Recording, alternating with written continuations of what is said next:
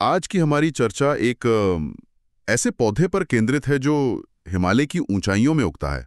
और जिसके नाम में ही एक बहुत गहरा कह सकते हैं विरोधाभास छिपा है। हाँ बिल्कुल।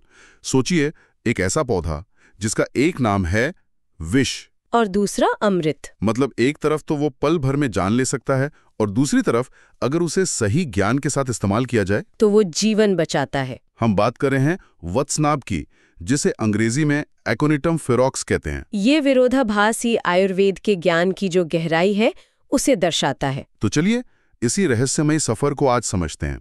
हम स्रोतों के आधार पर यह जानेंगे कि आयुर्वेद कैसे इस घातक विष को एक शक्तिशाली औषधि में बदलता है। और इसकी कहानी सिर्फ एक पौधे की नहीं है, ये रूपांतरण की कहानी है, विष से अमृत तक के सफर की। और ये कोई नई कहानी नहीं है, इसकी जड़ें हमारे सबसे प्राचीन ग्रंथों अथर्ववेद तक जाती हैं। अच्छा, तो सबसे पहले इसके नाम से ही शुरू करते हैं। वत्सनाभ, ये नाम ही सुनने में बहुत अनोखा है। इसका क्या मतलब है? देखिए, इसका नाम ही इसकी पहली पहचान है। संस्कृत में वत्स का अर्थ है बछड़ा। बछड़ा यानी गाय का बच्चा। हाँ, और नाभि का अर्थ है नाभि। इस पौधे की जो जड़ होती है उसका आकार गाय के बछड़े की नाभि जैसा दिखता है। अच्छा, तो ये एक तरह से रूपक है। बिल्कुल। जैसे नाभि जीवन का केंद्र होती है, वैसे ही इस जड़ में जीवन देने की क्षमता छिपी है, लेकिन साथ ही ये विषैला होने के कारण उतने ही बड़े खतरे का प्रतीक भी है। मतलब नाम में ही इसकी दोहरी प्रकृति का संकेत छिपा है। हाँ, और जैसा कि स्रोतों में लिखा है, इसकी कहानी सिर्फ चिकित्सा तक सीमित नहीं है। इसका इतिहास तो युद्ध के मैदानों से भी जुड़ा है। हाँ बिल्कुल। आयुर्वेद द्वारा इसे औषधि के रूप में अपनाने से बहुत पहले हिमालय के जो प्राचीन आदिवासी समुदाय थे, जैसे कि अरुणाचल प्रदेश की मिश्मी और अबोर जनजातियां, उन्होंने इसकी विषैली प्रकृति को पहचाना था। पर वे इसे सिर्फ एक खतरे के रूप में नहीं देखते थे। तो फिर उन्होंने इसे एक अचूक हथियार बना लिया।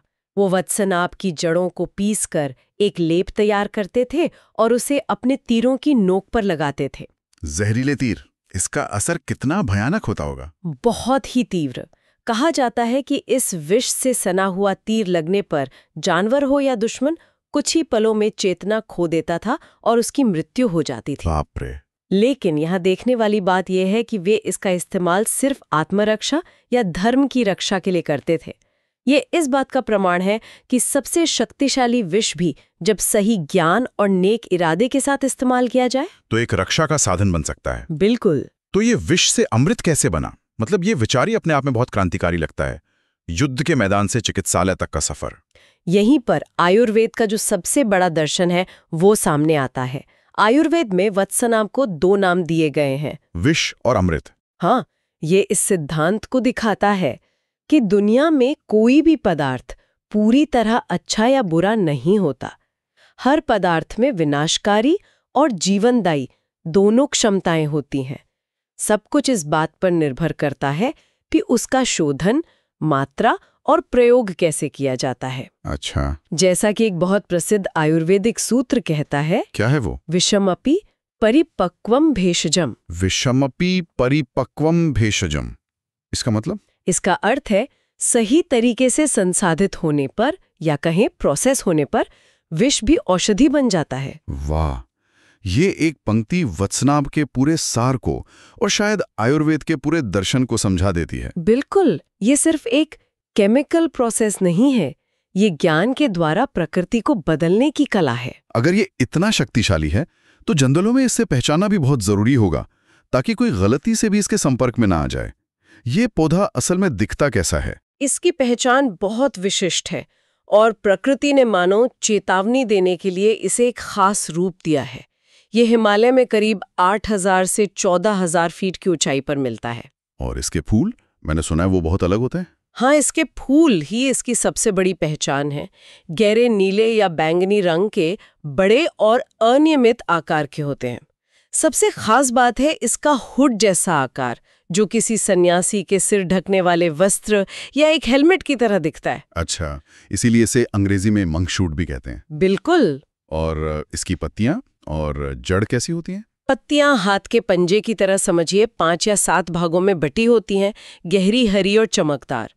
और जड़, जैसा हमने पहले बात की, बाहर से गहरे भूरे या काले रंग की और अंदर से चमकदार पीले रंग की होती है। अच्छा। और एक और दिलचस्प बात, जब ताज़ी जड़ को काटा जाता है और वो हवा के संपर्क में आती है तो उसका रंग गुलाबी या हल्का लाल हो सकता है, जैसे वो अपनी शक्ति का प्रदर्शन कर रही हो। हाँ, कुछ वैसा ही। स्रोतों में भाव प्रकाश निघंटु का एक बहुत ही रोचक उल्लेख है। ऐसा लगता है कि ये पौधा अपने आसपास किसी और को पनपने ही नहीं देता। हाँ, यह एक अद्भुत शास्त्रीय पहचान है। भाव प्रकाश निघंटु का श्लोक कहता है कि वत्सनाभ के पत्ते सिंधुवार यानी निर्गुंडी के पत्तों जैसे दिखते हैं, और इसकी विषैली प्रकृति के कारण कोई भी दूसरा पौधा इसके पास नहीं उगता। मतलब ये तो किसी एकाकी राजा जैसा हुआ। बिल्कुल, ये बात इसे और भी रहस्यमयी बना देती है, जैसे प्रकृति खुद इसके शक्तिशाली स्वभाव का सम्मान करती हो और इससे एक दूरी बनाकर रखती हो। हमने विष और अमृत जैसे नामों की बात की। क्या इसके और भी संस्कृत नाम हैं जो इसके अलग अलग गुणों पर प्रकाश डालते हैं? हाँ, आयुर्वेद में नामांकरण बहुत वैज्ञानिक होता है। हर नाम उसके गुण या कर्म को दर्शाता है। वत्सनाभ तो हम समझ चुके हैं। हाँ, इसे महाविष भी कहते हैं। महाविष यानी महान विष। हाँ, जो इसकी तीव्रता को बताता है।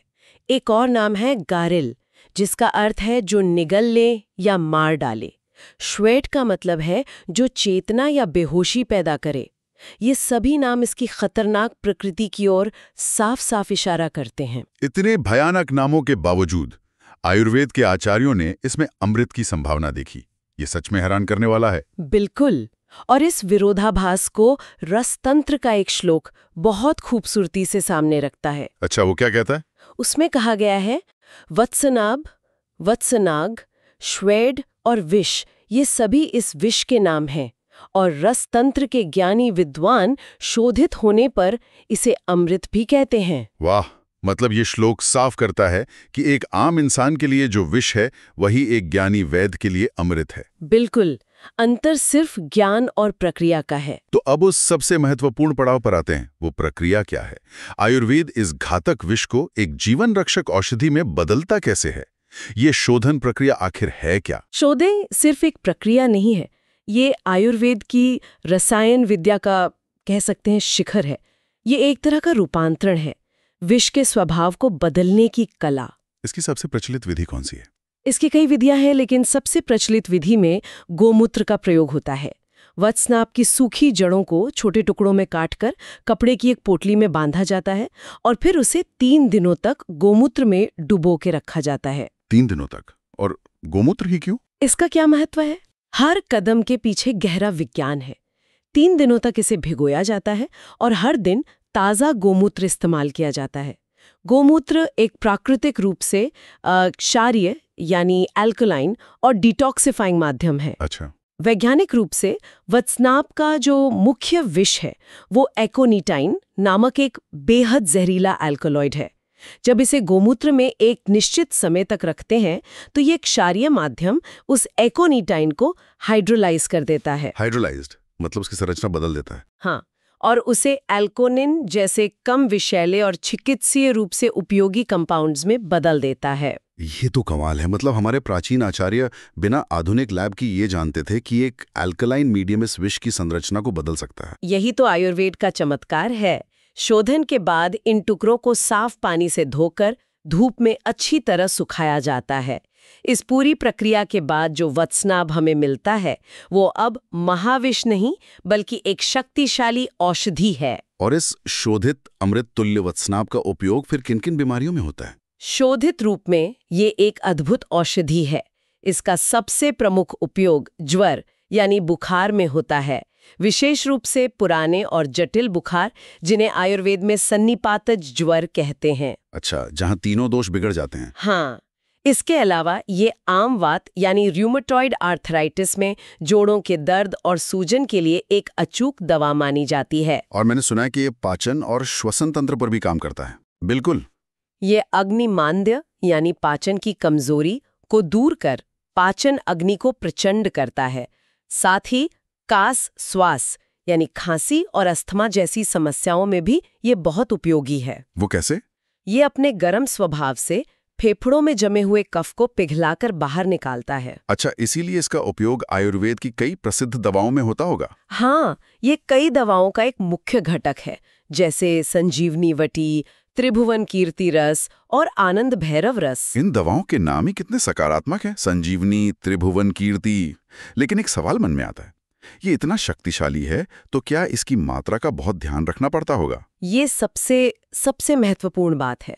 शोधित होने के बाद भी वत्सनाब एक अत्यंत शक्तिशाली औषधि है। आयुर्वेद में मात्रा यानी डोजेज का विज्ञान बहुत गहरा है। तो इसकी मात्रा कितनी होती है?